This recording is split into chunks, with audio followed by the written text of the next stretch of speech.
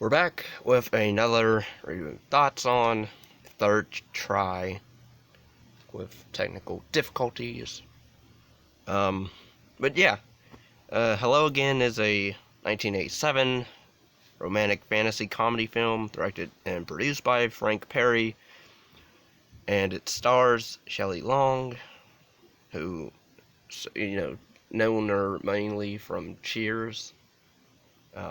I grew up on Hello Again back in the day, and yeah, it's a nice, I guess, feel good film. Basically, well, at least made me feel good watching it again after so many years. Um, Basically, a Long Island housewife, Lucy Chadman, is um, she's like a nervous, not really confident person who's married to a pretty talented surgeon guy um, named what is his name? Kevin? No. I totally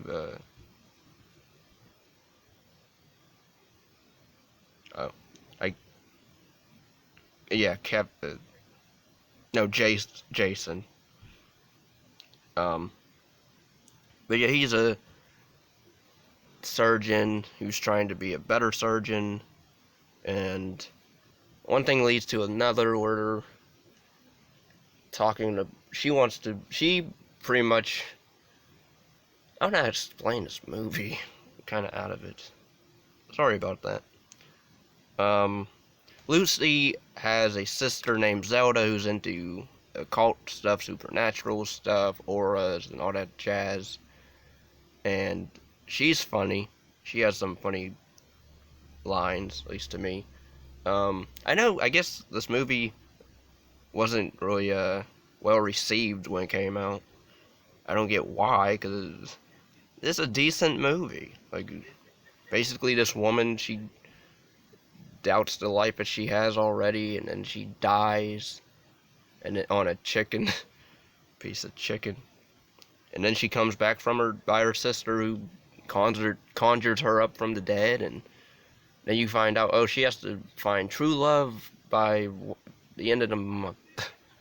Or she only has 1 month, really, to find it, and of course, that's only said in, like, one scene, and then they don't mention it ever again. But I guess because I don't know. I think there is another version of this. I think it's a musical. I don't know if this is based on a musical or if it's based off a book or a play or what. But it doesn't say it on Wikipedia that I know of. But yeah, pretty much after she gets brought back from the dead, she doesn't believe it at first when her sister's trying to tell her that's what happened. You choked on a piece of chicken. And a South Korean chicken ball. And pretty much the film goes on to show, like, difficulty of Lucy's loved ones. Pretty much them coping with her death. And I gotta say, those are sad scenes. I'll give it a movie for that. But then it turns into excitement when Zelda receives a book of spells, or she finds it, and the wisdom of kind of Gonia, which is the name of the book. So then she does the spell thing, and then she tries to tell Lucy about how she brought her back. And then Lucy goes off to find her husband now, pretty much under the impression that, his wife's dead. He married her, I guess, old school or high school best friend. And so they have and to think, I think that would be shocking to find out, like, so you come back from the dead, and everybody's lives are different, everything's different, the things you knew when you were alive is all changed, such as, like, she doesn't have a job. Especially, it's said that she never has a job, but it seems like she work. I mean, I guess maybe she's a volunteer at a daycare thing. I think maybe that's what that is.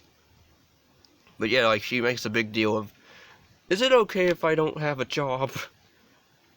And but then later on in the film, she wants to try to fundraise for a daycare at the hospital because the hospital refuses to pay for one. Try to build one. So then she meets this one awkward billionaire guy who's really nice. Who's a nice guy. He actually does care and decides to help her get started with to gives her the money to build the daycare. Also, and he's also into her sister, so. And then also she meets the doctor that tried to save her during when she got brought in from choking and she dies, of course. And that I want to say the doctor that plays the love interest. I don't know if this is, maybe I'm wrong, but it seems like he's the same guy from the original Exorcist who plays like father, like the guy that lost his mom, priest or whatever he is in that movie. It seemed like that was, I don't think that's him, but it seemed like, I mean, maybe that's a different guy, maybe. But yeah, then Zelda pretty much tells the doctor guy about she needs to find true love within a month, and tells the ER doctor guy.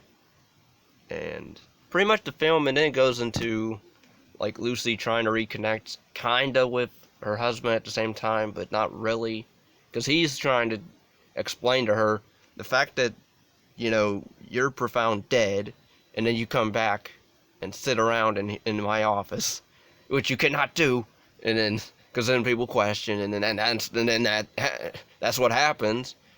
And as a kid, I didn't understand really what was all going on, but now I do. And I gotta say, like the ER doctor, the love interest, he came off kind of creepy at first, cause like he's kind of standoffish. He's a bit, I don't know, but I mean, he's a good guy at the end, cause he seems all serious all the time. So, but then by the end, they get together and they have children, which is pretty cool. But yeah, then pretty much news gets out later on that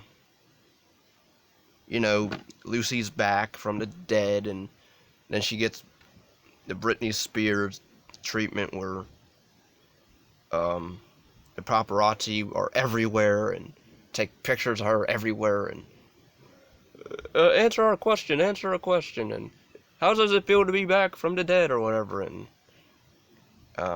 but yeah, it sort of it teeters on that storyline, or interesting storyline, a little bit, and then it kind of peters out after because like the friend, the wife that the Jason, Lucy's husband is now married to her best friend, I believe is her best friend, Kim. Kim pretty much is like the villain of the movie, kinda, because by the end, which, okay, because like she ends up, I guess she's under the impression that Lucy is after Jason, after she sees him at a restaurant, so then she decides to take into her own hands, and I'm gonna flip the script on you and turn the media against you and say you faked your death and all that. And then Lucy decides to not say anything at the press thing, and then, oh no, all's lost, and the ER guy got relieved of his job almost, or kinda, and then by the end, like, the snobby rich people are like, oh, we want you back, cause I'm sorry, and it would like kiss my behind. And then, but yeah, then, what happens? So then Lucy decides we're gonna fight back from this, and so her and Zelda pretty much have a plan, and they decide we're gonna do a fake conjuring thing where I don't know how the media can really, believe the fact that, oh, her sister comes here and then it's like, so and so guy that died from, because apparently the Kim character is a husband, widow, was a widow lady who every husband she has either dies or I don't know. And so then they try to trick her into confessing that she lied about the whole Lucy faking her death. So then she does come clean, and then they realize. Then they play a joke. Then they reveal, oh, it was a joke on you to get you to, tell your lie, or tell that your lie was a lie. And then it's her and the doctor guy, and her sister with the billionaire guy, and the son with his wife. And then they all decide to walk out and have a good life. And they all get pregnant at the same time. Somehow. Because then the movie ends with those flip books that, or I forget what they're called. Those books that have, like, the pictures in them of, like, your life stuff. Like, throughout your life, you took pictures and then you put them in this photo book. Picture book. I can't remember what it's called. But yeah, overall I liked the movie, and it's funny at the end when, right when they're about to leave, Lucy asks if she can take her shoes off because, like, I guess they're hurting her feet, and like the waiter guy has like a cake, and he walks past, and then she bumps into him, and he almost falls over, but then they end up throwing the cake over the railing, and it lands on the rich snobby people, which deserve it, because they were rude to her at the very beginning when they tried to meet her, or when she tried to meet them, when getting introduced. I don't know, I still enjoyed the movie, even though again, it's been so many years since I saw this. I've been meaning to watch it, let alone find it on DVD, and I have, finally. Now, I would say, again, I'm not really a big fan of Shelley Long, except in this movie, because like there's scenes also where she strips down, and I mean, it's not a it's not a nude film or anything like that, but she shows some skin in it, and yeah. Anyway, I would say it is a nice little movie. Again, it had some interesting stuff with the whole people finding out she came back from the dead, and then she has to deal with being a celebrity, kinda. A dead celebrity that comes back from the dead. Or pretty much her fame is the fact that she came back from the dead, so. But yeah, there weren't really any bad scenes. Again, it was pretty sad scenes when the funeral stuff and everybody trying to cope, and the son who he wants to be like a chef or something, and we don't really get much about him, really, except that he wants to be a chef, and then he gets married and stuff like that. And but yeah, overall I liked the film. Good acting, good directing, not really bad lines, no bad character stuff or scenes. I don't get why it got negative reviews. I really don't. It gets 11% on Rotten Tomatoes. I don't care what Rotten Tomatoes says about a film anymore. I really don't, because if a stupid film like Midsummer can get, a 10 out of 10 or whatever, 5 out of 5 stars or whatever, or get so many people to love that film, even though it has so many problems, and half of that stuff in it would have not happened if they were all just left. Like the one couple had decided to leave, and then they died for it. before they could even leave. Yeah, I hate Midsummer. Um, but yeah, overall I like the film. I still enjoy it. Again, there's some pretty funny scenes with Zelda, of course, because people think she's crazy when she talks about occult stuff. And Lucy being nervous and she'll like injure people by accident and bump into stuff and ruin her dresses or clothes and just funny. But yeah, till next time.